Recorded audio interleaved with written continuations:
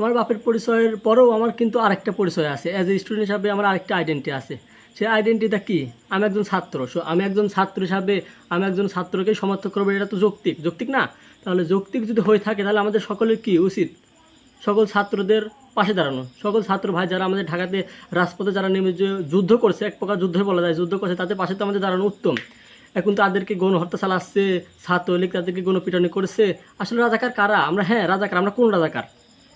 ৭১ যে মুক্তিফৌজ ছিল, সেই মুক্তিফৌজে ২৪ এসে আমরা হচ্ছি রাজাকার। আর সেই কালে যারা রাজাকার ছিল তারা এই ২৪ এসে হচ্ছে মুক্তিফৌজ। আসলে মুক্তিফৌজ এখন কারা বোঝাতে আছে জানেন? এই মুক্তিফৌজ হচ্ছে ছাত্রলীগ, সেনাবাহিনী, এরা। আর এই দেখেন সামান্য কুমারখালীতে আজকে ৩টা একটা যে বৈঠক হয়েছিল, সেখানে কই লোকজন নাই? কেন নাই? কেন আসবে না? কেন তোমরা তোমরা আসবে, তোমার তো আরও ১০ জন আসবে। তুমি আসলে তোমার বাপরাও তোমার পিছ পিছ চলে আসবে। আর এভাবে তো একের পর এক। আরে ভাই, সব